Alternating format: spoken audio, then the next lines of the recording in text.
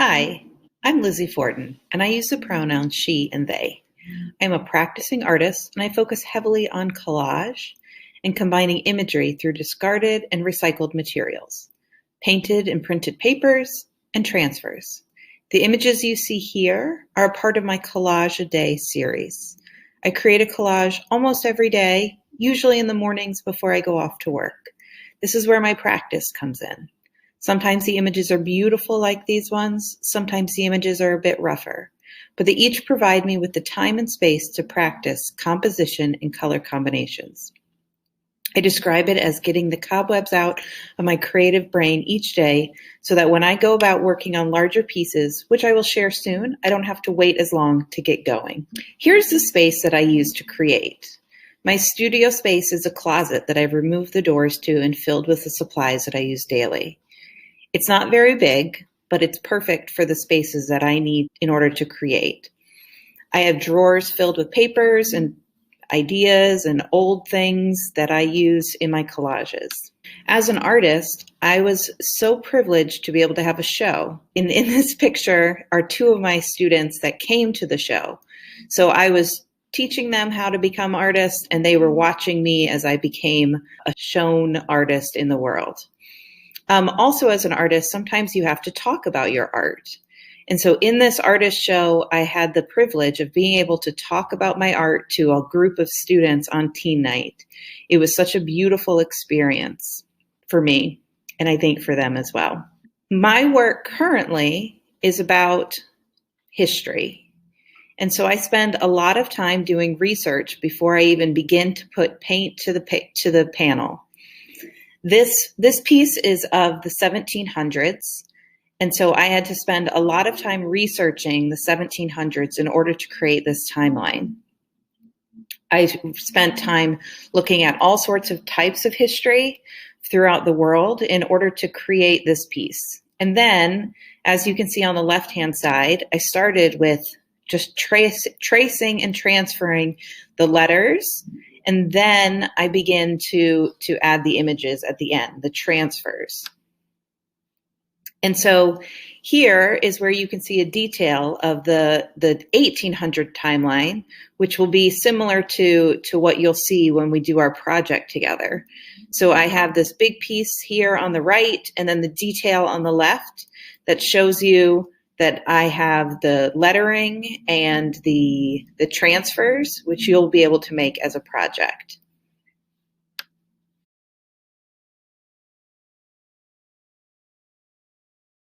So the first thing you're going to do is you're going to cut out your image to the size that you want it. So I have a picture of Abraham Lincoln here that I'm going to use.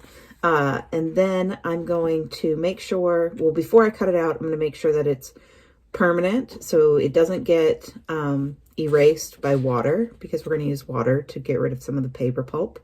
And so then you just want to make sure you check that before you start cutting, because if not, then you need to make a new printout, either from a laser printer or from the photocopier at school. So the first transfer we're going to make is packing tape transfer. So you have a roll of packing tape.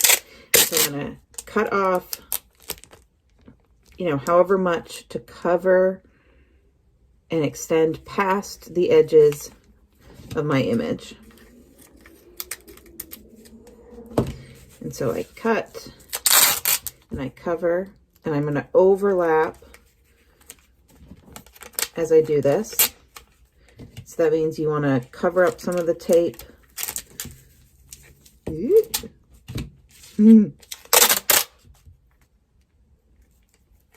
There we go. And so now I have the whole thing covered in packing tape.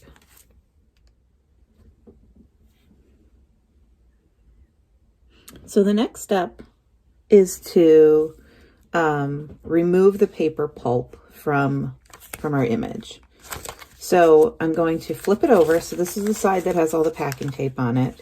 I'm going to flip it over, and I'm going to use a spray bottle, or you can use a wet paper towel to get the paper all wet.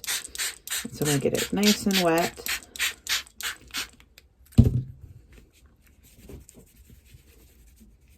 I'm going to let it sit for a couple seconds. And then I'm going to use an old sock.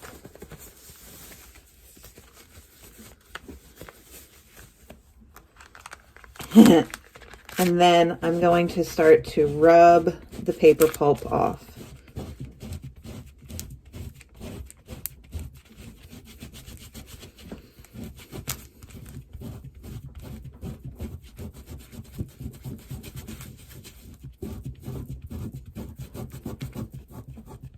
And as you do this, your image will become transparent because the white paper will disappear. And you'll just get all these little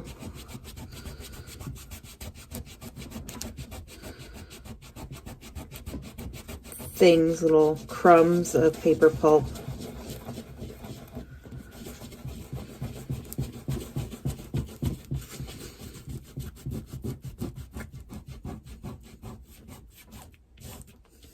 I don't know if you can even see it. Oh yeah, you can. Okay, good.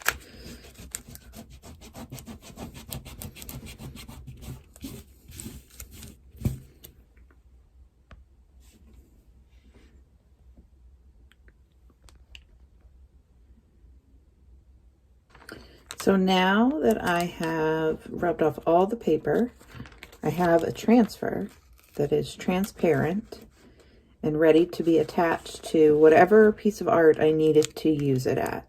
And I might wait till it's dry, or I might dry it off because it's still got a lot of water on it. But then it's ready to go.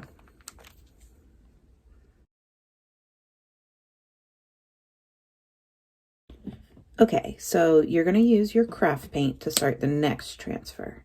So I'm going to add a little bit of paint directly to my wood panel. And I'm going to cover the whole thing in paint to get the first coat down in that color, or whatever color you want it to be.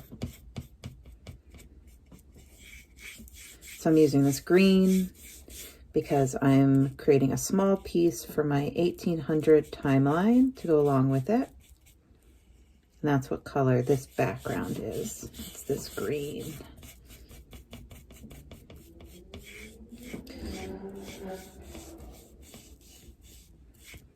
So I cover the whole thing.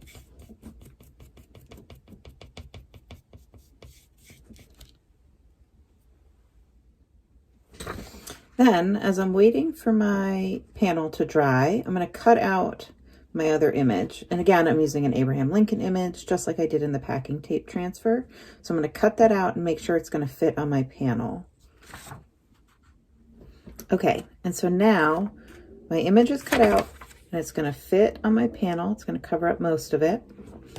And so I'm going to take some more of my craft paint and I'm going to squeeze some on. And I'm going to cover again this area where my image is going to be placed, because this is how we're going to transfer the image. We're going to use the paint to attach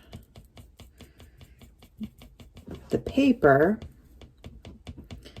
and then we'll remove the paper pulp just like we did in the packing tape transfer. So I'm going to place it down, and then I'm going to rub it with my hands to get out all the air bubbles and get it all the way down, trying my best not to get paint all over the place. So mine's a little big, comes off the edges. I give it a rub. You could also use the back of a spoon or a scraper. I'm going to use my scissors to give it a good rub, because now it's starting to bubble a little. And the bubbles mean it's not sticking on that area. I want it to stick. Okay? And so then you're going to leave it to dry for a couple hours. Make sure it gets nice and dry. Okay, so now that your paper and the paint has dried, we're going to start to remove the paper pulp, just like we did with the packing tape transfer. So again, I'm going to use my water bottle, or you can use a wet paper towel, and you can spray it down. You want to get it nice and wet. And this, you'll start to see it darken up. Ooh.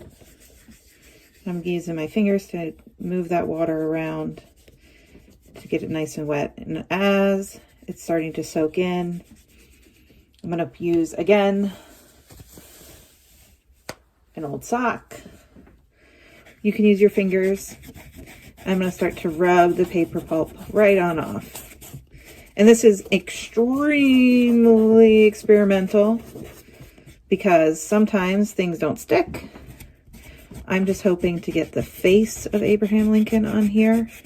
And if it doesn't work, which it looks like it's partially working. Yeah, I got the face on there. You can paint over it and do it again. And this time making sure that areas stay stuck. And so that might mean you want to use a spoon, the back of a spoon to rub it on.